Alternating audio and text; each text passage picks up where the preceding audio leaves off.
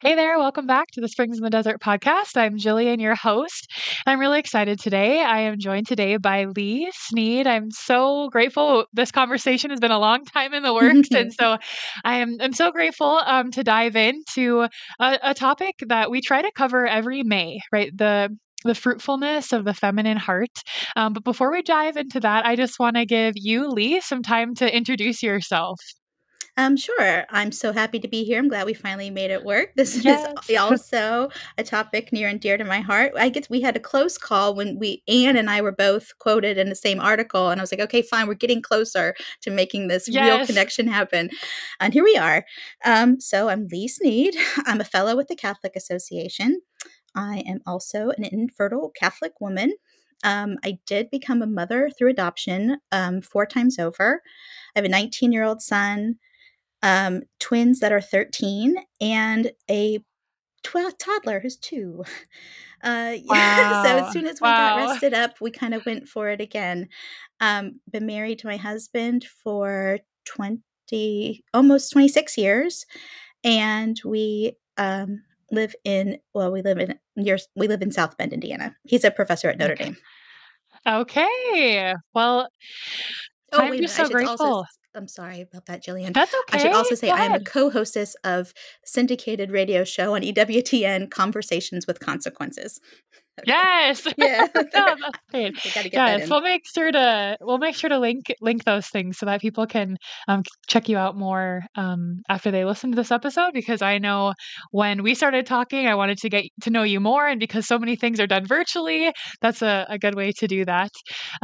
Thank you for, starting to share your story. In this community, adoption is definitely something that is on the hearts of many of our community members, discerning that. And it's such a beautiful calling, and it's good to have those in our community and friends of our community who can kind of give us their stories so that we can discern it well and hear what God is calling us to.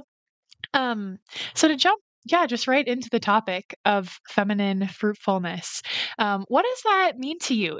What does that look like in your life when you hear that term? What does that sort of bring up in your own heart?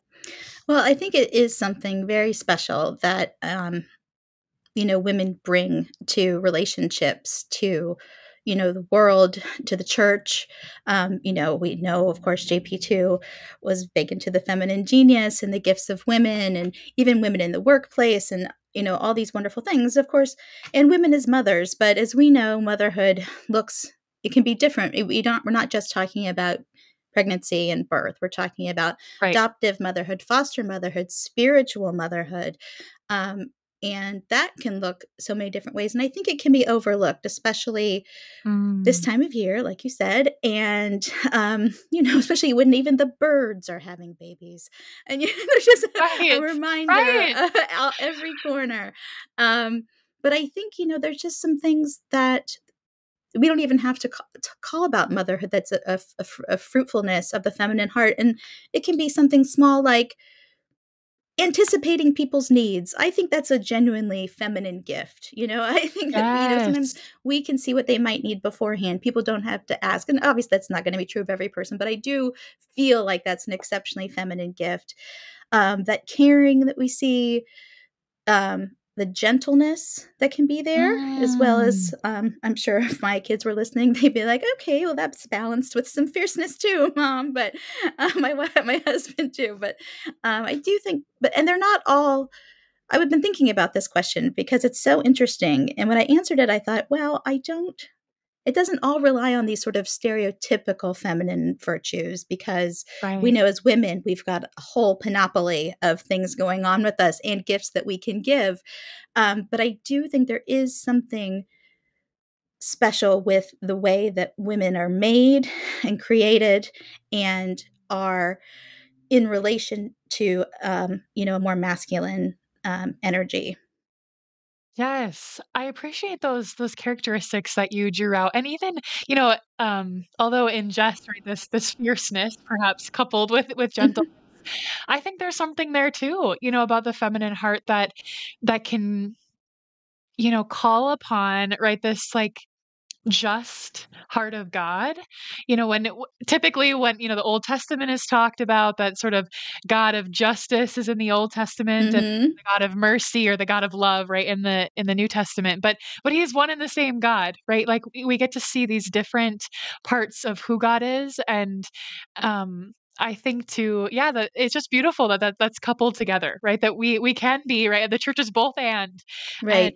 to be able to look at those. And that actually might even be a beautiful exercise, for our community to do too. And maybe even within their marriage, to sit down and what are some of your favorite, characteristics of me, and sort of what is that sort of contrasting side maybe, but Mhm. how is it that I am made in the image and likeness of God, right? Yeah, I Because love that. when, you know, oftentimes, right, when I asked you to introduce yourself, right, we have all these things that we list and that are dear to us, and they really are, who we are, things that are about us. But when you go right to that identity, right to the heart, we are daughters and sons of God. And so to remember that all of these labels, although beautiful and amazing to be a part of projects and events and workplaces, they aren't everything about us, right? They aren't our entire identity. And so I think I just, as you were saying that, I thought I want to write that down. What are the, the characteristics maybe that my husband sees and my coworkers see, and how is that, of the heart of God? Because I think those are the ways that we can be fruitful. Like you said, meeting others needs and gentleness. And I'm wondering, how have, other than, of course, being adoptive mother, how are ways that you have maybe seen in your own life or maybe in other women in your lives, this fruitfulness that is from the feminine heart? Like, what are some really, practical ways that you have been, maybe mothered by women in your life? And what are some of these, fruitful ways of the feminine heart?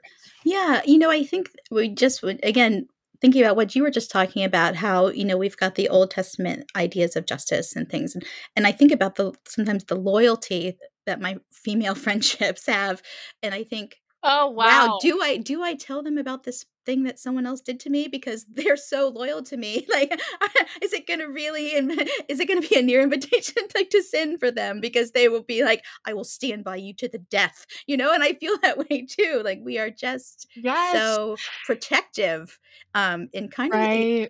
scary in the good way when they're on your side. So I think that's one Yes. part of it. I think that I think uh being that partner to your spouse, especially when you're experiencing infertility, like not let that go by the wayside, that you do become a family, the minute, Mm. you say I do. And Yes. you all already a family. There is fruitfulness in your family. Everything you do in the community, you do it together, you do it to each other, you do it, from each other alone. It's a bounty. It's a cornucopia of fruitfulness. The gifts of Oh, God are pouring through you. But it's really easy yes. not to see that when you're sort of really, really sad or just disappointed or Yeah. frustrated, and you're not feeling very feminine at all. And so to have feminine fruitfulness, I'm working on a project now, and I really dove into that. And in fact, this is sort of a silly story, but I had this kind of imaginary figure in my brain, and her name was Fertile Myrtle. And Fertile Myrtle was basically a very devout, beautiful, Catholic hearted woman, also looked like a supermodel, and was abundantly fertile. And she was lurking around the corner just waiting to steal my husband, I was sure of it. And it's very strange things that happen in your brain when you're dealing with these things, Yes. uh, Yes. because you're Oh not you gosh. question your own femininity, especially when, again, that whole, I mean, recently I just had somebody go on and on. We were talking about a project on infertility that I'm working on, and this person couldn't stop going on about how beautiful pregnant women were and how it's the height of femininity. And I'm like, and so Uh, there's a lot of things going on out there that make you feel less than feminine. And then when right. you feel like that, you certainly can't appreciate or, like, offer up any fruits, from that, Yeah. Yeah. unless you really get in the right mind space, which again, very difficult. Thank goodness we have Christ and his mother, because what do Yes. you do when you don't? That's, I think, all the time. What would you do if you didn't have that? I appreciate you sharing that little anecdote because, right, I guarantee so many women in this community could relate to that. We in our examination of conscience that we wrote, it's sort of a supplement to sort of a fuller examination of conscience, but some of the sort of questions or topics that have come up in various conversations is this idea that, right, because my hopes, my desires aren't being fulfilled, right? My spouse is unhappy. I'm maybe, even really hard questions or hard um right lies from the enemy that they would have been better off with someone else, that they Mhm. wish they were with someone else. I shouldn't have gotten married to this person. Just all of these lies, and to really, I think, take a moment to recognize those lies. And, maybe it is giving those lies a name, Yeah, giving them right. like you did, giving them this persona that you can say, like, that's wrong. That's incorrect. Like when I think for me anyways, when I am listening to the enemy's lies, it can be easy to just let them kind of keep floating around in my head. But if I write them down on paper or Yeah, if I speak them out to my spouse, then it's very easy to say that's clearly false. Or, yeah, my spouse to say, I don't believe that. That's not true. And sure, and so all I their act, power is taken away a little bit too, because yes, it's sometimes, especially when they seem silly, you're like, "Oh, right, it is. I just needed to hear it from my own mouth, not let it bounce around in my heart and in my head." Yeah. yes. And that's one of the tricks, right? Just to keep it hidden and to not bring those things to light. And so you're so right that it does decrease that power, and it gives, right, God the ability to speak truth into that. And so yeah, I really appreciate that. Because I know couples in our community really have brought this to our attention, and we've had conversations about it. And I think there's also something to be said about your image of the cornucopia. I Mhm. really love that. I remember, I was probably maybe preschool or kindergarten when we were, coloring the Yes. cornucopias for Thanksgiving. And I remember it struck me. Like I had never seen one of these in person, just, on these images and my coloring sheets. And Mhm. I just thought, oh my gosh, there is so much food, in Yeah. this little thing, and it's pouring out. And Yeah. why do we never have this for Thanksgiving? Yeah, Why? right. And I think that in a sort of a similar way, those are some of the things that I, thought in my head too. Like I am seeing fruitfulness out there, like in other people, Mhm. like on this coloring sheet. I've never seen it in person. It doesn't feel real to me, but it is, right? Like it really is this fruitfulness, this ability to celebrate and rejoice, for Thanksgiving is real, and it can be real for us too. And I, as I've been a part of this community, I feel like we have had so many really great examples of ways that we can be, grow in fruitfulness in our own homes, in our communities. And um, yeah, some of the places, I think that might be, maybe we could give some suggestions to our, this community. Maybe, ways that the feminine heart, brings fruit in our home, maybe in the workplace, and maybe in our parishes too. Like what does it look like at home? I'm wondering if you have any sort of practical thoughts about that. Yeah. Well, I was thinking that I think that especially the work that you guys do and the work that you highlight of other guests, that I think a lot of just bearing witness and remaining faithful in the light Yes. of hardship and suffering is is a fruit that you may not Yes. realize just by going through the, Yes. your days, that you're offering other people. Other people see that, and especially with you guys are making it public and available to other people. And I think that is really, really amazing fruit that can be born of this, and and born of, That's I so think, true. a particular feminine suffering. Um, Yes. yeah. And I think creating a home with your husband, I think maintaining that relationship, again, that bears witness to other married couples. Um, we talked about that at your workplace. Yeah. I think the same. I think the continuing to show up, to be a friend, to be a good coworker, to be Yes. in the world as a Christian, a Catholic Christian, um, without, you know, I don't know. It's hard because I feel sometimes that we do need to let these stings, sting us. It's Yes. not wrong to Yes. just paint Yeah. on a happy face, and that's not healthy either. Um, Right. Right. yeah, but I think that relegating those who don't get pregnant to sort of like other chores at the church is also sort of a bad idea. Yes. You know, Oh, and I think that, so right, so true. it just can happen. It just different things, and I'm sort of in a middle place because I feel like I mean, I can get, we're talking just sort of lightly speaking, social Catholic circles.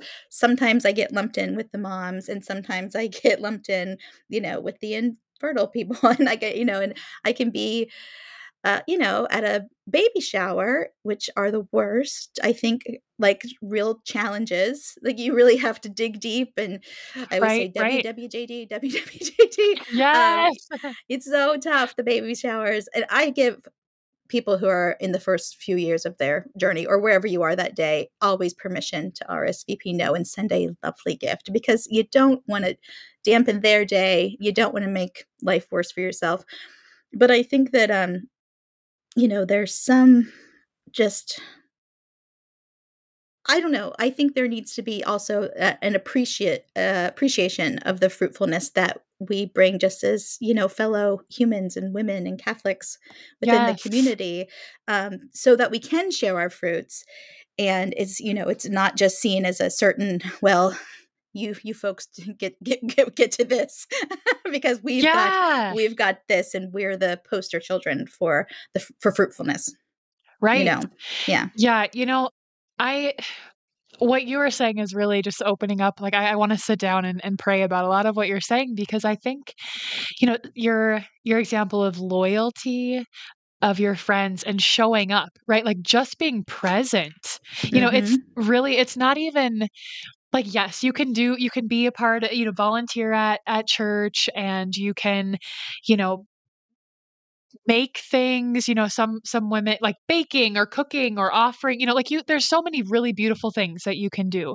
But also, you don't have to literally make something, do something for you to Yeah. be fruitful. Yeah. That, like, you existing in the world and being a witness of Christ, right? And his Mhm. love and joy to those around you is fruitfulness. Yeah. And that is, yeah, you're opening something up in my own heart right now. Mm. So I am so grateful for that, because, I even me, right, in this community, I am thinking, okay, what are creative ways that I can encourage myself and my friends and those that I love to be fruitful? And again, those are good. There's so many, I think, beautiful ways, like you said, being a homemaker and making your home really beautiful, and finding ways to be hospitable to those around you, your neighbors, friends, and family.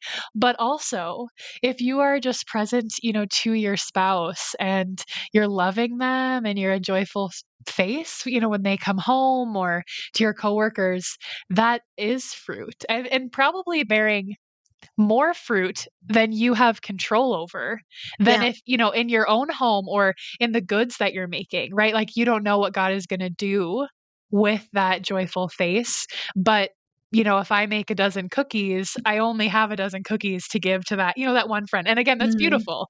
Right. But, right, like, God can do so much with just our presence. So, wow, I really love Yeah. that. Well, yeah, it was definitely the Holy Spirit working there, because I'm like, "Oh, did I say all that? That really was interesting." I think Yes. too another thing, just and this is and back more to the practical giving of fruits. I think that it's easy. My One of my thoughts for a long time was, and still is, obviously, to think that, wow, there are crosses, everyone bears crosses, all kinds of things. Um, and I'm so glad that my cross is infertility rather than being called to marriage and not finding a spouse. And I offer a lot up to my sisters that are in that position, and that I hope that's a fruit that gets appreciated, because I feel like that's um, a certain, and it is, and technically that would be a certain kind of infertility, just by spousal absence, I guess. Yeah, But right, and so right. I do try to offer that up, and especially in the early days, before I had any children, that really helped me. And then also, in an even more sort of just practical thing, my husband and I decided to do one of those foreign aid sponsorships of a child Oh, when we yep, were yep. trying. And Yeah, I mean, that's monetary fruit, but it's still, and you get the right. pictures, and you're doing something, and it's just, you see something, and, they write you letters, and, thank you for the extra bag of rice. And you Yes. think, oh, what am I complaining about? Like this But little yes, kid, just that there's so many ways, right? Like so the many number ways. of ways of sanctity to heaven, are it's equal to the number of people on earth, right? That God has a different plan for each of us. And I think, as you were saying that, I was thinking back to a point that you made earlier about letting it sting, right? That because Christ suffered for us, we know that suffering has a meaning. It's not Mhm, pointless. And so even in carrying our cross well, the amount of fruit that comes from that, we probably won't know until heaven. That the ability to recognize that this is hard, right? This season is hard, and grieve in whatever ways that you're needing to grieve.